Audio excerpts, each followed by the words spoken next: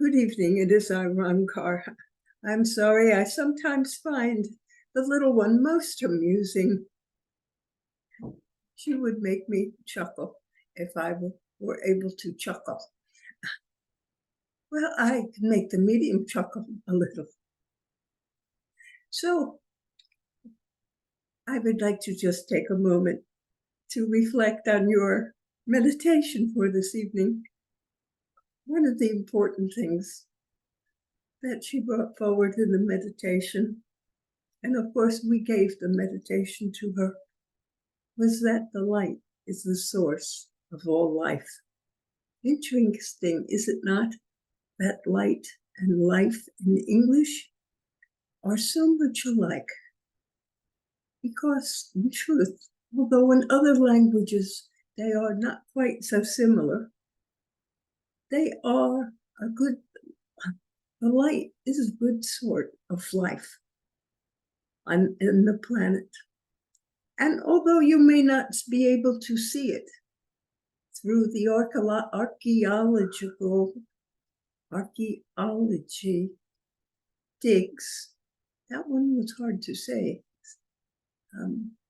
Through the archaeology digs, there is no evidence in life, but they can see whether in tree rings, whether the weather was conducive to life or whether it was a difficult year. And what made it a difficult year? Well, it would be extreme cold, although you are currently afraid of extreme heat coming, and this has been forecast but has not been forthcoming, so you might consider the accuracy of these forecasts as being less than accurate. But they can see by the tree rings whether it was a year that was hospitable to life. And what made it hospitable to life? It was mostly that there was enough sunlight and enough water to foster growth, to make the life flourish. And so in old trees, they can find some evidence of the beginning of life. And they, of course, have their theories and their understanding that they have taken from examining the land around themselves, in the seas, in the lakes, in the earth. And they have come to the conclusions that they have come to, and beliefs they have about the origins of life, from just looking at things and thinking that the simple molecules, the simple animals that are single cell molecules, just about, that they were the beginning of life. And how did they come forth? Except that in your treated water, when water is as it is, with a mixture of dirt and the remains of life, in other words, dead life, there is new life always within water. And this life, which water feeds the grass and light feeds the grass, and this is the basis for all life. It is as simple, if you think about it. All life is sustained by the plants. They are our most important aspect of continuing good life on earth. And so when you hear discussions about the dangers that are inherent in the heat, yes, there are some. And certainly it is good that you have invented air conditioning and people can be in cooler places instead of being exposed to the heat, that this helps to sustain life. But extreme heat unless it starts a fire, is not the antithesis of life. It often fosters life. And so you will find that while there are changes, there will just be an abundance of life coming everywhere. Not the forecast that they sometimes give it of dire things happening. Rejoice in your summer and your fullness in light, the fullness of life that stems from light. And I welcome your questions in this evening. We'll drop the subject. If there are any questions on what I have said, I will be happy to answer them. And if people wish to voice opinions, they are welcome. So, who has a question for me? Hey, you were just talking about the archaeologists or our scientists, basically. Yes. Are they correct in what they find in their findings with going back into physical history? Did everything start from one cell, whatever? I could say one celled animals, but there's one celled plants too. So, yeah, but basically, did it start from one cell and then the cell divide and mutate and etc.? Yes. That it really started within the life within the oceans with little things, and it became more complex. That is the way it was developed over time. For although God has the power to bring everything forth in a certain way, a complex structure, if he chose, it is easier to put himself and the energy of life into things and allow them to develop as they will. You are quite aware that you have been given free will. This is to say that you can make choices and do what you want to do. Well, it works that way with life in general. Life starts out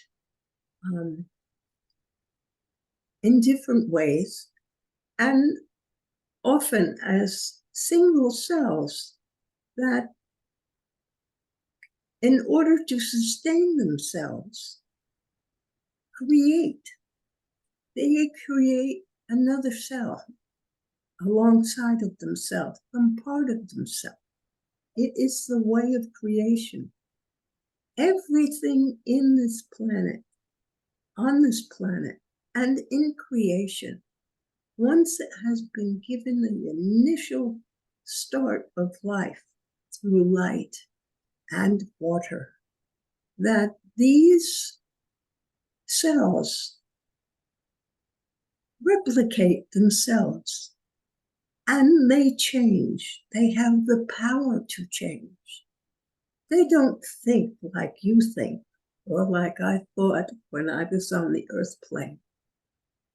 But they have their own ways of reasoning, if you will. It's by testing the environment they are in and responding to the changes in the ways that keep them healthy and strong. And sometimes that means dividing themselves into more than one, and then including more, continuing to do that. All the cells are dividing themselves, and they are changing. Just as you grow and you change, you have many different cells in your body, different types of cells. But essentially, they are merely cells. And they all have life, and they all come together to create you. And some of these cells may be your eyes or eyeballs, maybe part of your mouth or your teeth or your bones, part of your heart, and there are other organs in your body. And they all work together but each one is a point of life. It is amazing if you contemplate it and think on it, that within your being, every cell is its own life, just as you, this conglomeration of cells, has your life and your way of thinking and how things happen. But individual cells are not that different from you. They couldn't be, because they are part of you, and you are a reflection of them. And so all the cells are different. So yes, your scientists are correct in saying life began as single-celled plants, and then finally as single-celled animals, and then more complex plants, more complex animals, and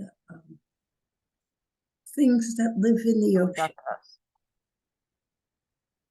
And yes, so we technically came from a single-celled something. yes, and you may just simply think your mother had an egg within her body, and your father contributed his cells to it to bring it about. The egg and the sperm, sperm met and became one. And so you started from a single cell too. And all the plants, they make pollen, and they make, that is them having those same ovaries, those eggs. And there is still that combination of cells coming together to create more life in the way of more weeds, more grass, more grasshoppers, more insects. Everything still starts from a single cell that is known as an egg and unites somewhere with the sperm. And between the two different types of, you might call them both eggs, but they come together and they make life. Still happens today. So I guess I don't know what to say. Thinks a single cell would think they have to change and adapt to whatever their surroundings are. So is it like a mutation or an evolution? Yes, that it is. One cell decides to do, and that's how it winds up to be more cells. Yes, it is what you called a mutation. Many cells feel the need. You see, they do not think, they do not feel, but they respond to the stimuli of the outside environment. And that stimuli causes them to change in whatever way is necessary for themselves. And that is why sometimes in your body, your cells are responding to something and they change, but that change is not good for your body. So you develop what you call a cancer, because it is not the same kind of cell that it should be in that particular area of your body. Something has changed, and the cell did the changing, and it creates illness within the body. So that's not a change for the better. Sometimes it does change for the better. Really? Even with cancer? Well, maybe the cancer, then you don't call it cancer. You will name it, but but the cancer can also die off. It can change, so it is harmless. There are different ways that cells will change. Wow, that's interesting. Okay. That is how your doctors and scientists bring about cures for things. So they try to make the cells change? They sometimes, yes, create situations which make the cell change. Oh, cool. Wow. Well, Okay. you have gotten vaccines, so you know about them, and there are changes all the time. The scientists are experimenting and subjecting the eggs, if you wish, those little one-celled things that contain all the DNA that is necessary to create a tree or to do something in the way of growing. It can be within yourself. It can be outside in the environment. Yes, this is the way change is affected. Awesome. Okay.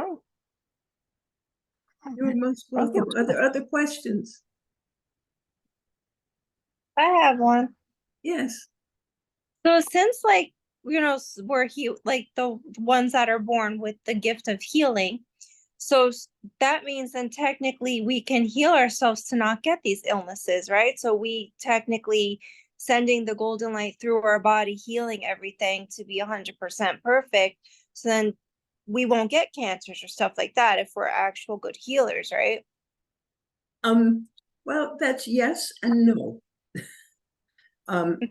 If you healed yourself regularly, you may stop something else that you create in your body at the same time, because your thoughts can create your cancers and can create illness or disabilities. So the things that you think about can affect your physical body. And so you can develop headaches, you can develop symptoms of sinuses in your nasal cavities. These things often cause you difficulties, not necessarily you, but common to people. And you can create all kinds of things with your mind by thinking the wrong thoughts, by thinking about bad things in the sense of you don't want this bad thing to enter into your life and hurt you, but it might come and you worry about that. That's your term for it, is worry. And so when you worry about the possibility of bad things, you are actually sending the thoughts. You think of deliberately sending the golden light through your body, but when you worry about something, you are now sending sickness thoughts through your body. And people do not realize that, but that is the truth, and why you should be careful about what you think about, because what you think about, you draw to yourself. So when you talk about healing yourself, yes, you can heal yourself, but are your healing thoughts bigger than your worrisome thoughts? It all depends upon your nature. And that changes from person to person, so we cannot generalize in any way. But when you become ill, after thinking worrisome thoughts for many years, this often happens in old age, and they say that it is the result of the body wearing out, but it is also the result of thinking worrisome thoughts for a long time. And this does create difficulties within the body. So illness can manifest. Now, everyone has the ability to heal if they choose to develop it. So it's important for you to think about that. Everyone can heal themselves, but everyone can heal other people. You can do it by sending good thoughts, of course, and hands-on energy, and these things will help people. But a lot of the difficulty that you are trying to heal has been generated by the thoughts of the person that you are healing. And that is something to consider for yourself as well as for other people. Think good, positive thoughts. Know that you are safe and clear and happy and healthy and prosperous and enjoying your life. Cancel your worrisome thoughts. Don't let them hang around very long, and you will continue to be in good health. Oh, that makes a lot of sense. Yeah. Okay. Yes. Thank you. Yeah. Are there other questions?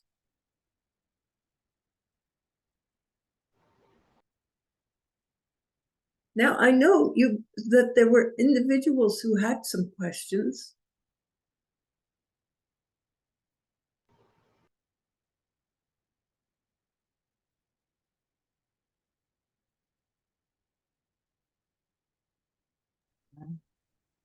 Okay, I'm back. Good. I was wondering, there's a lot of things that happen that are like unexplained, not so much in the big picture, but even little things that happen in your own life that you didn't expect. And I mean, we look at them as, oh, that's a miracle that happened. I was wondering if the unexplainable things that happen, are they caused by our vibrations? And is it important that we know why these things happen? Oh, a very interesting question, although I think I need some more details on what type of events are we speaking about? Those that happen external to yourself in the outside world, such as weather events or accidents, Well, yes, encounters with animals. yeah, things that you experience, like if you're walking down the street and I don't know, you just passed a spot and a tree limb falls behind you. You're like, oh my God, that could have been on my head and it missed me. Or you see somebody, that's doing something that you figure they're going to get hurt and they don't get hurt. So oh wow, that's a miracle they never got hurt. Just they're unexplainable. Like you think by looking at the situation that something should have happened negatively for sure, and it didn't. Yes, well, let And us nobody can change your explain why it statement. happened. Yes, let's just change your statement. So you said should have happened, and let us say it was could have happened. Yes, there Okay. are. But is it important that we know why this happened or why it didn't happen, whichever way you want to put that? Well, you have to assume that either way, it was in your best interest or something that you attracted to yourself. Yes, there are many times when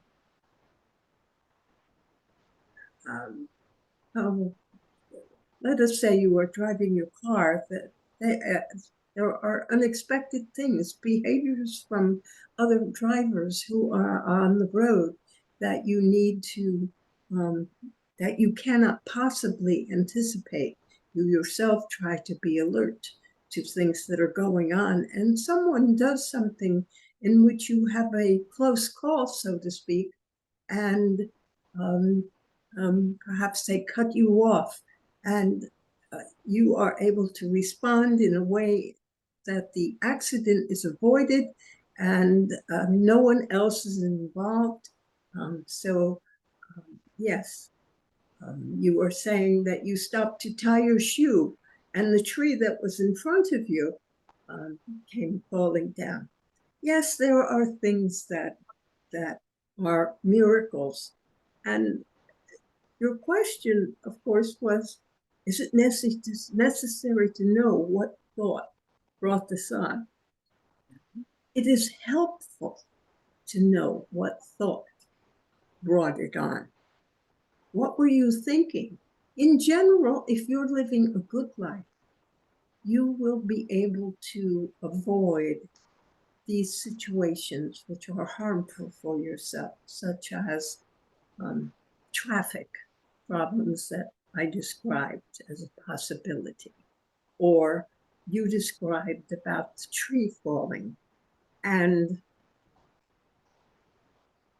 these things could happen, but if you are living life in concert with what you know to be good and true, in other words, you're fully aware of your God self, most of these things will be avoided.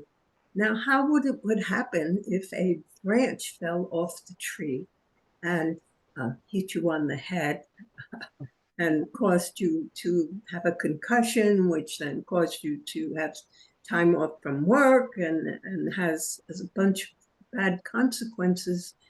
Why did that come to you? Well, you don't know. It could have been so many different things. What were you thinking about at the moment? Were you unhappy over someone else? Were you dwelling on the fact that someone did X, Y, and Z to you and they shouldn't have done that? Were you thinking about something that was destructive to yourself in some ways?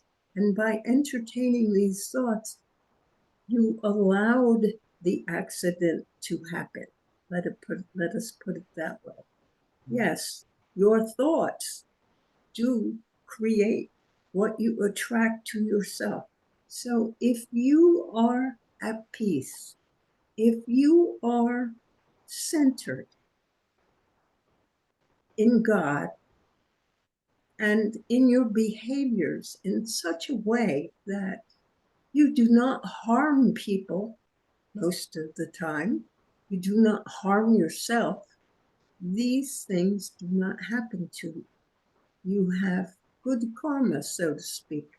You have found that point in life in which you are peaceful and happy, and we hope prosperous, but having enough money to be comfortable in your life. And you have created that and brought it about. And there were dozens of thoughts, dozens of decisions in your life that brought you to this point in life in which you are happy, you are healthy, and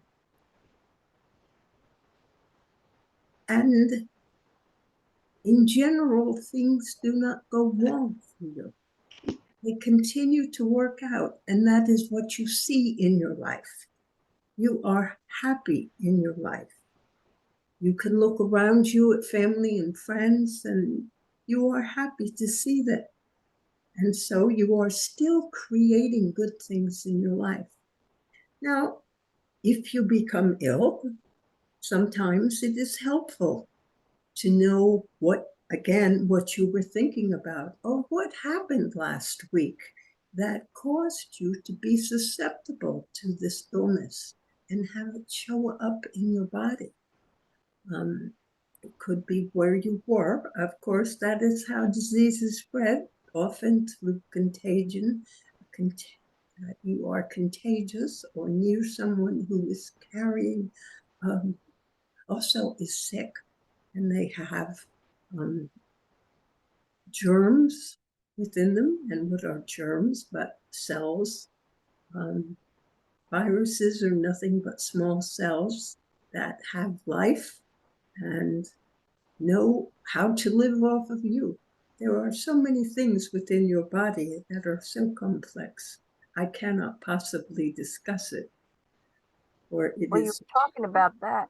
I mean, a virus or whatever, if somebody's sick and you're near them, do we get sick because we're thinking that? Like, oh, she's sick, I'm going to get sick? Sometimes, Or, I mean, if we were really able to say, okay, she's sick, but I'm not going to get sick, would we maybe not get sick? yes, Oh, how cool. she is sick, but I do not have to be sick. Oh, You lived through the pandemic that yeah. you recently did. You did not get sick, did you? No, And what was your attitude? I won't get sick. I guess I was. I just didn't, I You don't know. I didn't just think about it. panicked. You didn't worry No. about it. You just made the statement that in your mind, I am healthy. I will not be sick. And you went about your life and you did not get sick Mhm. because you were handling Wow. I didn't think that's things. why I didn't get sick, but I'm not. That's cool. Yes, but Glad to hear that. I didn't know that's why I didn't get sick. you were also handling the problems of your life, the situations that come up that are challenging. What am I going to do here? What am I going to say here? Someone is making a demand on you. You make a decision whether you will respond to their demand or you will say no, because that is not in my best interest. You make these decisions, and these little decisions are the ones which ensure that your life will go good and continue. You don't make bad decisions, and so therefore you continue to have an enjoyable life. And part of those decisions are to say that I am well and healthy. You do not have to say I won't get sick. You just have the opinion that you are well and healthy. And so you do not think about these things. You continue to be in good health. Cool. Okay. I'll keep thinking. Yes, well, you are doing an excellent job in your life in general. Well, thank you. And so you are happy with what you have, and you always do your best in the situations, even when people sometimes abandon you and just leave you be, and you have to take care of everything yourself. You do so cheerfully without grumbling too much. And so a little grumbling is okay, but a lot might cause you to suddenly develop a stomach ache that night or the next day. Uh-huh. So I'll avoid that. this is good. So you live a good life. Awesome. Okay. Thank you. Yes, you do, and you know it. I guess. I guess so. All righty. Now that you're thinking about it, I think it will come to mind that in general you do the right thing and you keep a good life, keep as much balance in your life as possible. Yes, I try. Yes. What else can you do but try? And if you try, you're often successful. Are there other questions? This is Yes, true. Yes. Roncar, I was wondering if you could speak a little on chakras and auras, and are they the same thing? No. The chakra is in your No, they're physical not. body. It is Uh-huh. actually there. They're, they are energy points that are within your Okay. body. Your aura is the energy that is emitted by your body. So the chakras emit energy because they are creating energy in different areas of your body and your life. And that is sent out and it cannot stay within you because it is energy that you are generating. Um, when you are your first chakra at the bottom of your spine, your root chakra, this is it governs how you relate to the rest of society. It is a stabilizing unit of yourself. There is an energy actually working there, a vortex, if you like to call it that, but that is what it is governing. Now, you cannot avoid interacting with society, so everyone's root chakra works to some extent or another. When it is doing well, It is you are in harmony with your society and your group and your family members, and in general, you are enjoying life. When you move up to the next chakra, now we are talking about it's governing how you relate within that society, how well you function within society on a personal level. Do you create disharmony for yourself by not being happy with what is going on? But it is a personal, how do you do this? And then when you go to the next chakra, now that is moving out into, how can I explain this? It is relating to your society on a more spiritual level and recognizing not just what is good for you within the group, but what is good for the group. And so you see there is a little bit of difference in the different areas between your first three chakras. Now you move into the heart chakra, which then is talking about love for yourself, love for other people, and it's how well you're functioning within love. And it really is within your body. Now, these are sending out, because they vibrate at different rates, these different chakras, they are sending out energy, which flows, and the energy can be felt outside the body, and it can even be measured, and it can be seen by some people with as different colors, but most of the time we don't think about it. But it is the result of the chakra moving. So it is not the same thing, so that you can say it is very similar. Let me see if I can give you an example that is simple.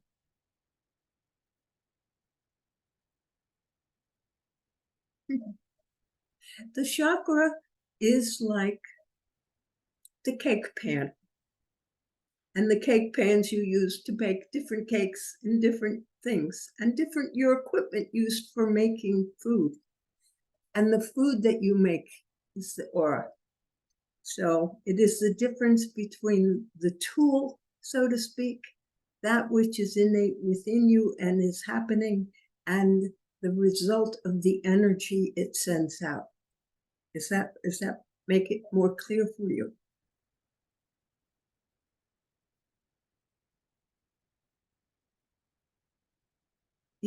Elizabeth? Yeah.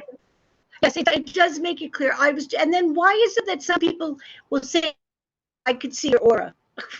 Like, what are they seeing? The color that you're projecting at that moment? Yes. Yes, you are always sending out energy. And what they're saying is that they detect the different colors, the different vibrations that your chakras are sending out. And if you are in, at the moment, I am speaking to you.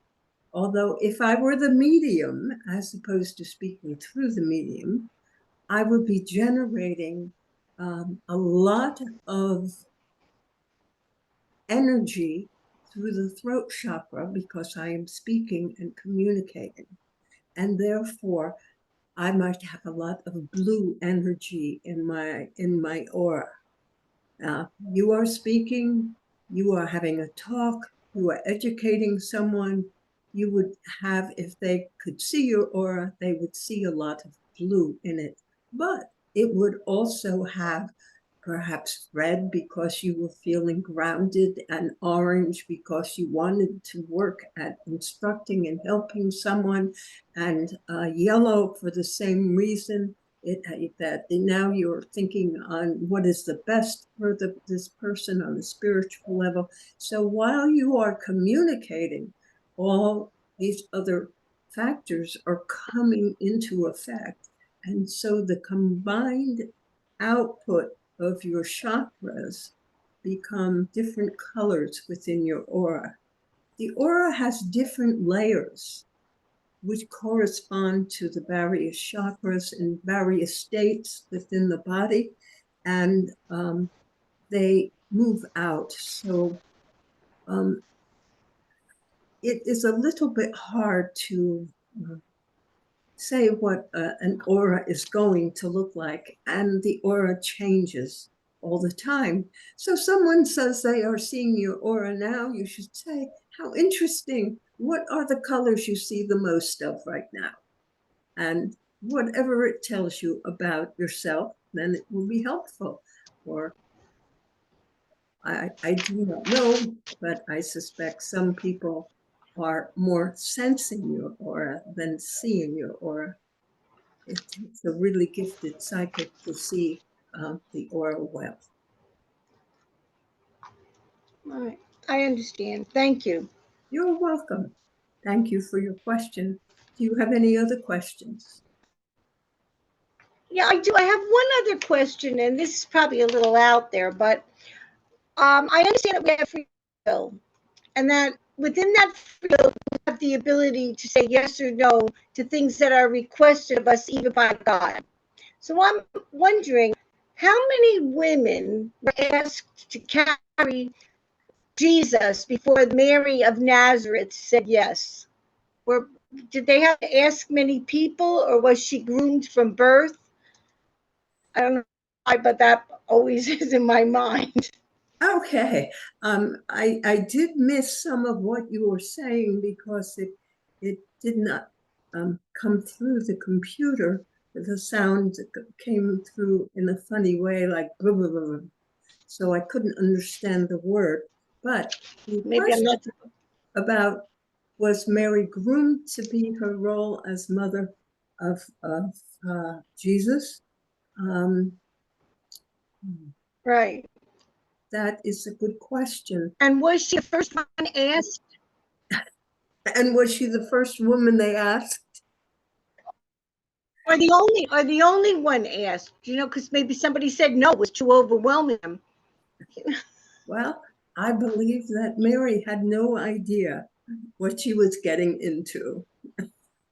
But does any I woman would when think so she is too. getting, excuse me?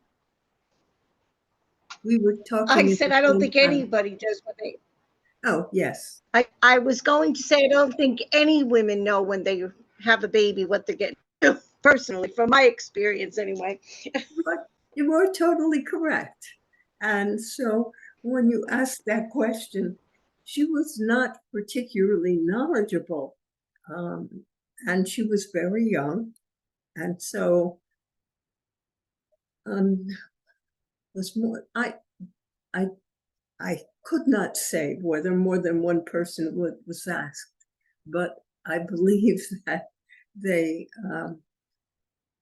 knew that the environment coming from Mary, because she was quite innocent and a good young girl at that time, if you can understand what I am inferring by those words, she followed the rules Yes, that were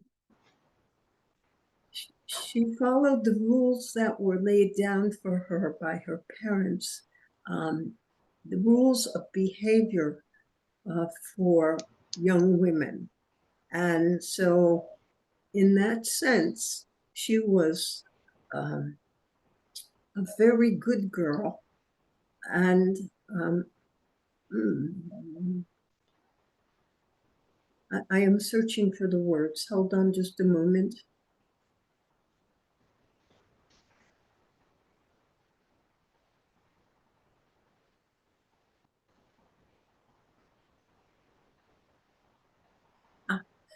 Okay, she was good, she was obedient, she was humble. These are characteristics that made her an ideal person to begin the education and the taking care of the child, because she would take care of Jesus extremely well. and they would develop a closeness because of the love that she shared for Jesus, and the love that she had within her family. And it was extremely good of Joseph to accept Mary, as this was, they had not yet married when, and had physical relationships at the time, at the immediate time. So he was not the father. But he did not know at the time either. But he accepted his wife and his son as his son. And so he was a good father to Jesus. Between the two of them, they were simple, obedient, humble, clean, pure, in many ways, honest. And so they made good parents for Jesus, to bring up Jesus in the tradition of the Jewish faith and what he was supposed to do. And of course, he had his own knowledge, recognition, certainty. They are the words I wish to use about what he was supposed to do and what his role in life was. He brought in on this incarnation more knowledge of what you had to do than most people do. For when they are in the body and learning to work the body,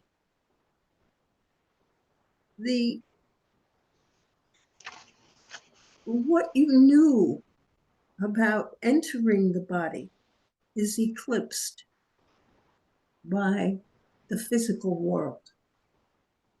In the act of learning to speak, to walk, to run, to do things erases your knowledge of your karma.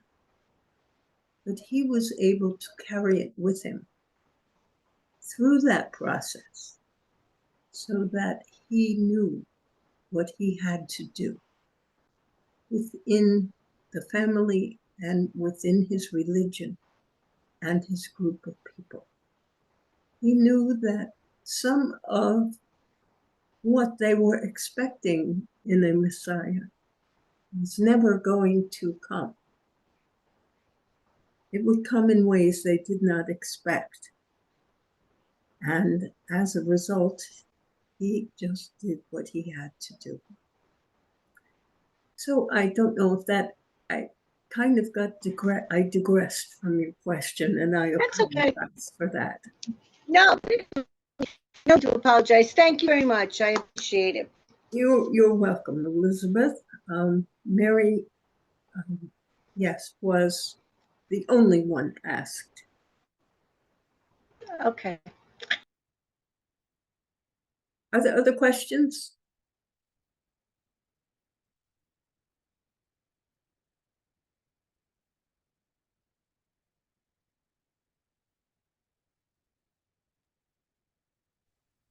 Well, it is very. This is kind of very oddball, but I was looking, it was something in the Bible too that was said, and I wanted to find it out, make it clear or something, I guess. Okay. So basically, everything on this earth kills each other to eat, but in the Bible, the Revelation says that the lion shall lay down with the lamb. Now, does that mean that eventually we won't want to eat each other and will all plants, or maybe we'll eat plants, or maybe we won't need to eat at all? How about that? I think that they were meant to infer that eventually there would be peace dominating the planet. There may be peace within the fact that the lion would still probably eat the lamb, but maybe man Oh, would okay. sacrifice the lamb just to appease a god that they believed might need appeasing. And they would Oh. understand that God did not require slaughter for you to give tribute to him and to thank him, so to speak, or to pray to him, or to ask for things, that all would understand that we are all part of God. And as such, each one of us is the same as everything else. And you speak of eating only the plants. Well, I that know. seems a little unfair for the plants, but yes, Yep. grass regenerates itself and continues to grow. It does what it is supposed to do. And the insects and the small animals, the grazing animals who eat the big animals who eat nothing but vegetation, they are what they are. And they have good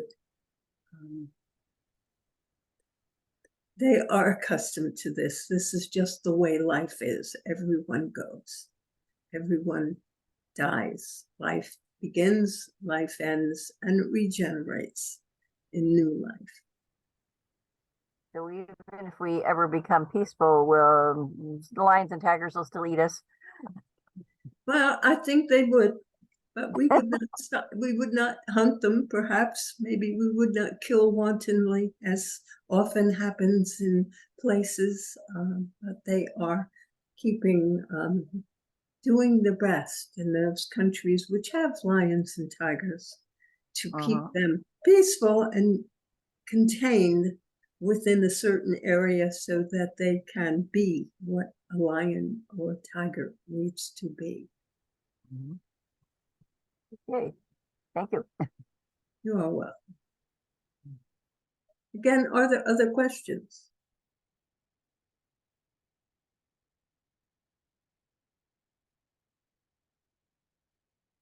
Well, it is not terribly late, but as there are no other questions being asked, I would say that it is time for me to say good night.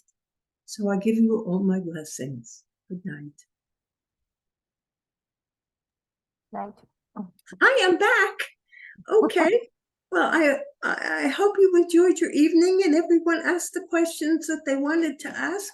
And so you got your answers. And so it was nice to be with you today.